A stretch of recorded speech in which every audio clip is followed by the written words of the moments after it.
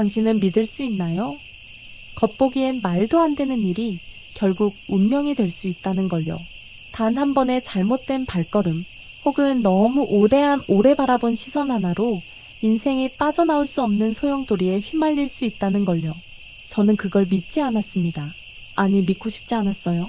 하지만 결국 저 스스로 그 길로 들어서게 됐어요. 한 걸음씩, 숨결 하나하나, 심장이 이끄는 방향을 거역하지 못한 채로요.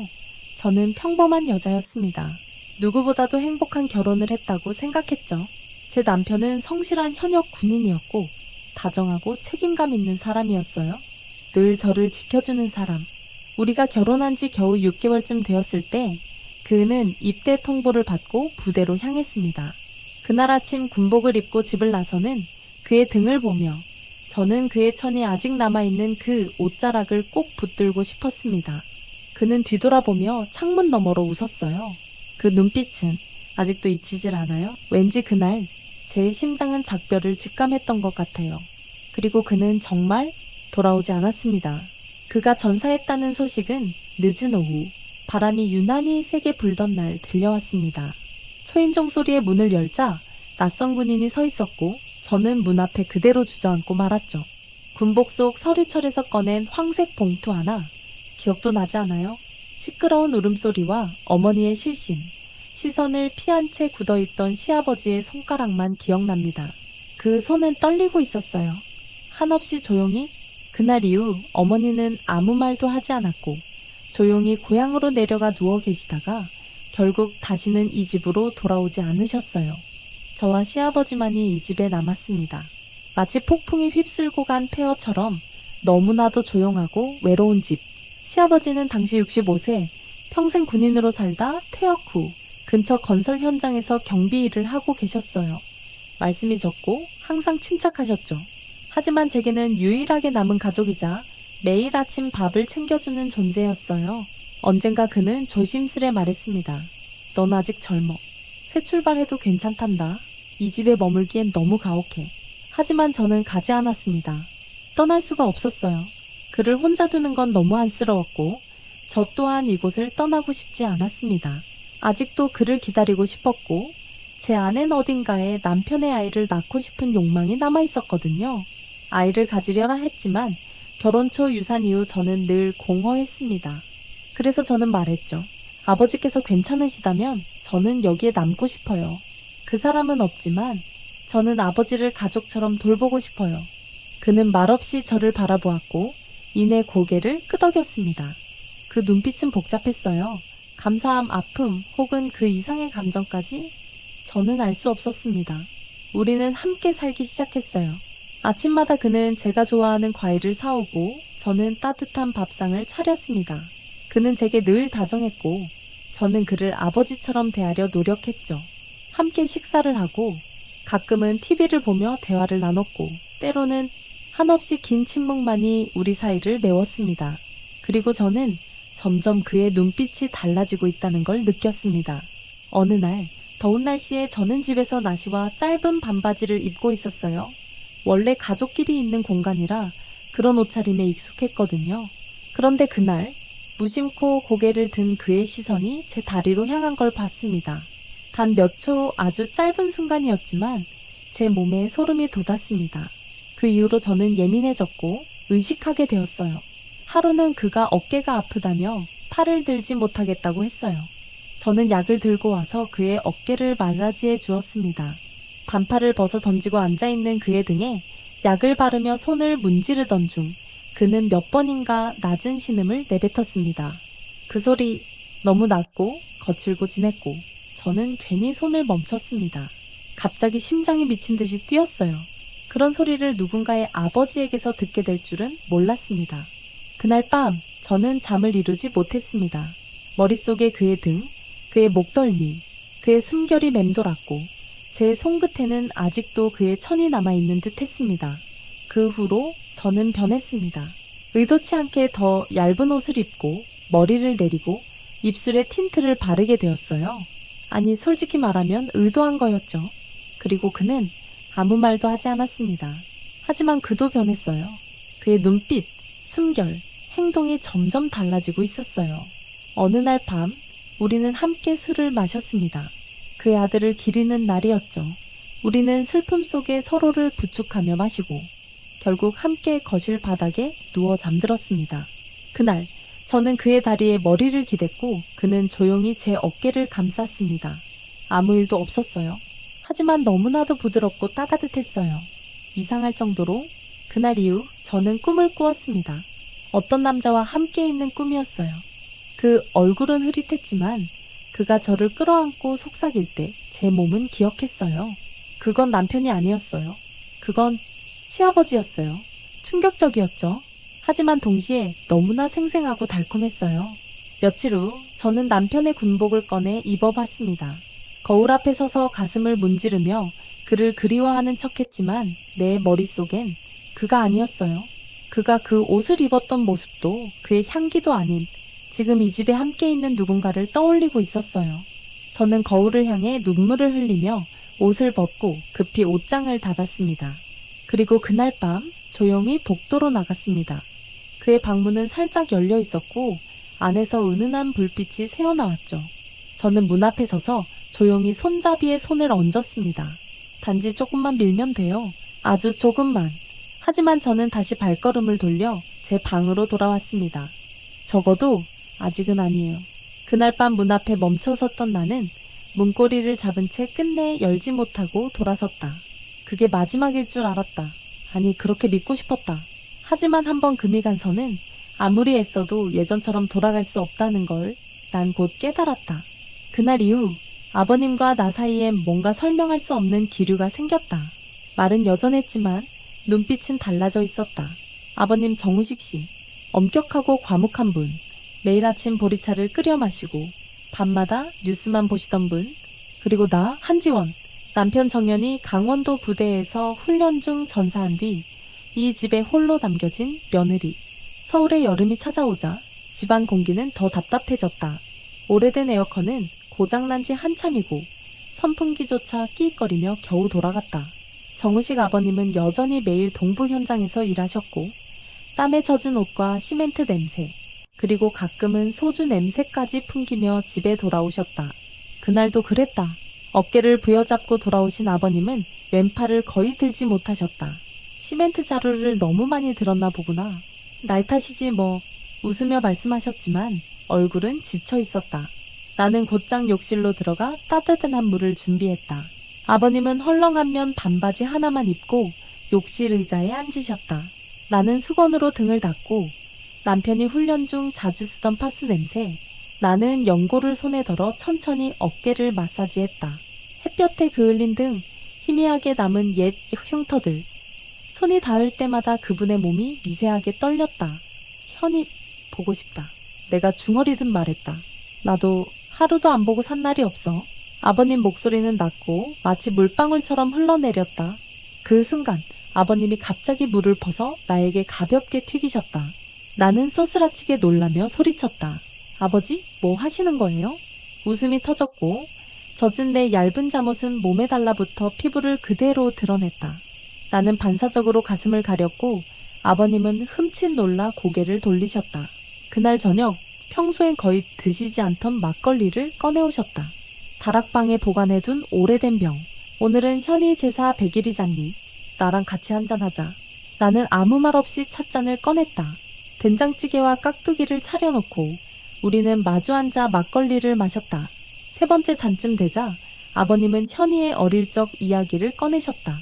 짜장면을 좋아했던 아이 군입대 전날 어머니 몰래 울었던 이야기, 그리고 몰래 먼저 입대한 이유.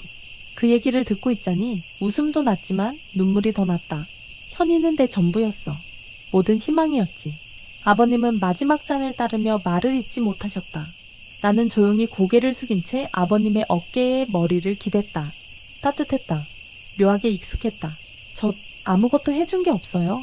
아이도 못 낳았고 시아버지 손주도도 못 안겨드렸고 아버님은 아무 대답도 하지 않으셨지만 손을 들어 내 머리칼을 쓰다듬으셨다. 그 손길은 조심스러웠지만 너무도 부드러웠다. 숨이 멎을 것 같았다. 나를 남편이라 생각해도 좋아? 현이 대신 내가 다 해줄게. 외로우면 말해줘. 그 말은 너무 조용히, 너무 가까이서 들려왔다. 숨결이 내 귓불을 스치며 전해졌다. 등줄기에 전율이 흘렀다. 창밖엔 장대비가 쏟아졌다.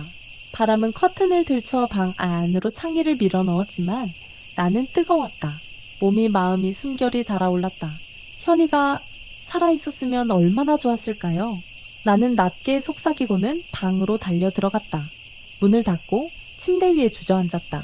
이게 죄책감인지 외로움인지 모르겠지만 눈물이 멈추지 않았다. 문이 열렸다. 아버님은 조용히 다가와 내 옆에 앉으셨다. 나는 그대로 그분 품에 안겼다. 가슴은 따뜻했고 팔은 넓었다. 오늘 밤 아버지 그냥 여기서 주무세요. 혼자 있기 싫어요. 그냥 옆에만 있어주세요. 불을 끄고 우리는 나란히 누웠다. 나는 등을 돌렸지만 그의 온기는 내 뒤에 있었다. 그러다 그의 팔이 천천히 내 허리를 감쌌다. 나는 저항하지 않았다. 마치 폭풍 속에서 유일한 피난처를 찾은 사람처럼 그 품에서 나는 오랜만에 울지 않았다. 내가 옳은 걸까? 틀린 걸까? 그건 모르겠지만 나는 그 순간 절대 끝나지 않길 바랐다. 그날 밤 이후 나는 그것이 단지 약한 순간의 실수였기를 바랐다. 몸과 마음이 너무 지쳐 있었기에 잠시 길을 잃었을 뿐이라고 내 스스로를 설득하려 했다. 하지만 다음날 아침 눈을 떴을 때 나는 깨달았다. 내 몸은 이미 그 사람의 것이 되어 있었다는 걸. 그리고 무엇보다 무서운 건 내가 더 이상 그것을 후회하지 않는다는 사실이었다. 비가 그친 흐릿한 아침, 나는 천천히 눈을 떴다. 창겐 물방울이 맺혀 있었고 커튼은 희미한 햇살에 살짝 흔들렸다. 방 안은 전날 밤의 따뜻한 천이 아직 남아 있었다. 그는 이미 일어나 있었다. 베개 옆에는 작게 접힌 쪽지 하나. 아침 사러 나갔다. 조금 더 쉬어. 나는 그 쪽지를 들고 손끝이 떨리는 걸 느꼈다. 눈물은 흐르지 않았지만 심장은 이상하게 아렸다. 그것은 죄책감이 아니라 이별을 두려워하는 감정이었다. 그날 이후 우리는 아무 말도 하지 않았다. 아무도 먼저 꺼내지 않았고 아무도 그것을 부정하지 않았다. 하지만 매일 밤 정해진 시간에 3번의 노크 소리. 나는 굳이 문을 열지 않아도 됐다. 그는 조용히 들어왔다.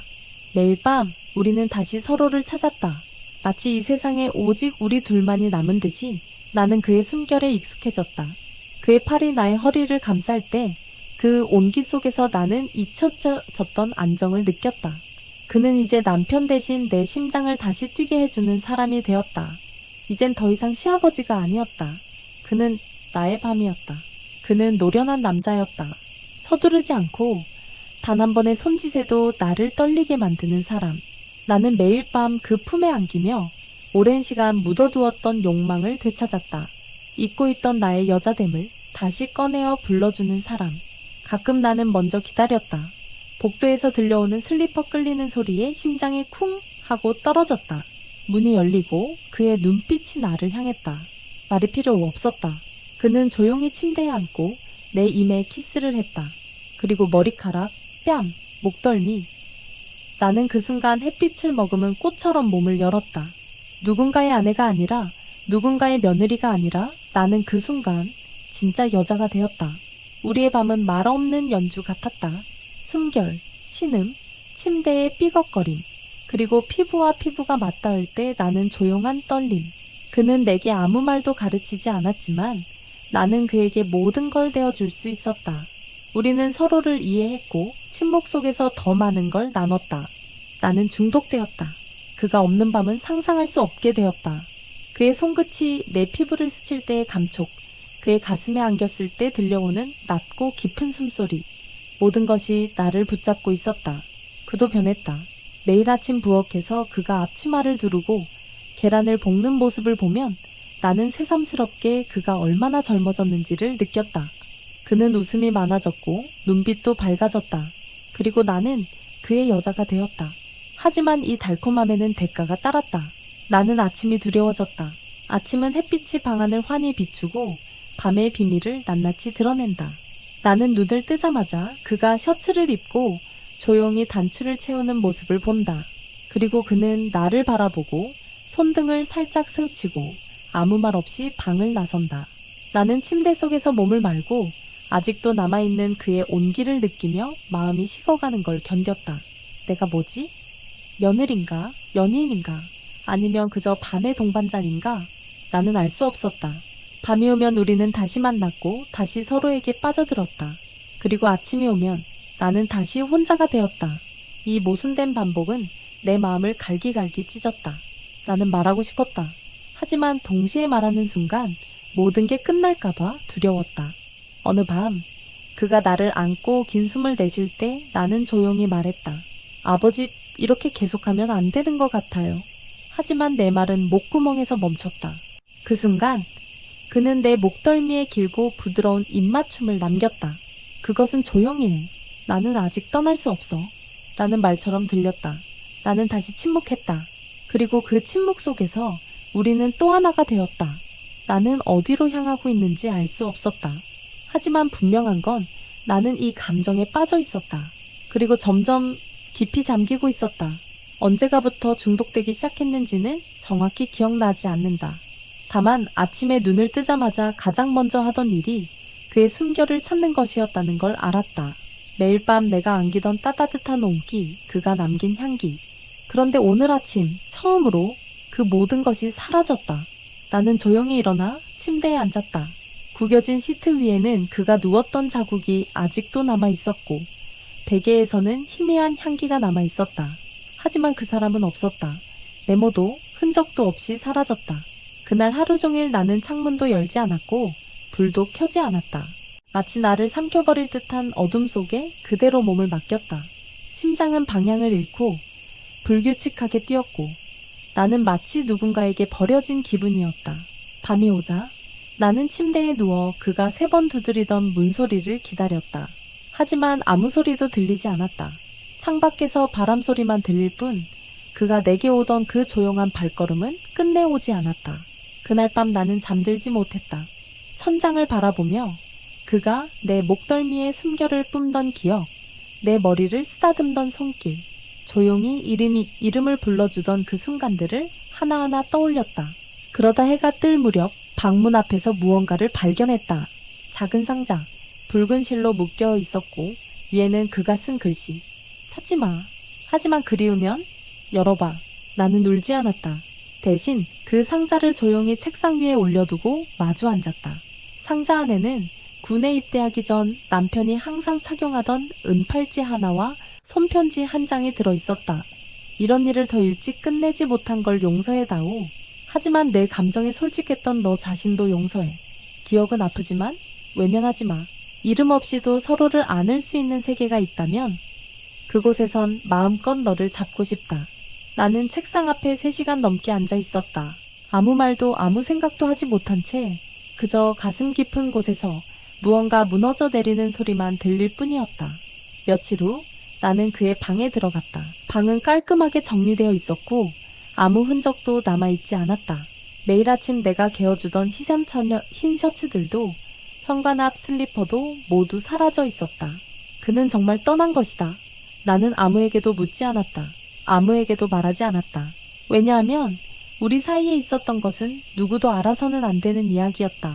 그건 이름을 붙이는 순간 파괴되고 찢기고 더럽혀질 것이었기 때문이다. 나는 그것을 나만의 흉터로 남기기로 했다. 아프지만 살아있다는 증거로 나는 천천히 살아가기 시작했다. 밤마다 나를 덮어주던 그의 천도, 아침마다 베개에 남아있던 그 사람의 숨결도 더 이상 없었다. 이제 나는 혼자였다. 하지만 그 기억만큼은 내 안에서 계속 살아있었다. 가끔 나는 베란다에 나가 하늘을 올려다보며 스스로에게 묻는다. 당신이 살아있었다면 날 원망했을까? 당신이 날 용서하지 않아도 된다. 하지만 단 하나만은 알아줬으면 좋겠다. 나는 정말 외로웠고 끝없이 무너지고 있었다. 당신이 떠난 후 나는 매일 죽어가고 있었다. 그 사람이 내게 다가온 건 당신을 대신하기 위해서가 아니라 나를 살리기 위해서였다. 사람들은 금지된 사랑이 가장 치명적이라고 한다. 그것은 가장 본능적이고 가장 진짜이기 때문이다. 그리고 나는 정말 사랑했었다. 어둠 속에서, 누구에게도 말하지 못하는 밤 속에서 그저 이름 없이 조용히, 하지만 누구보다 깊게 이 사랑이 틀렸다고 해도 그 사랑 안에서 나는 진짜 나였고 비로소 살아있었다.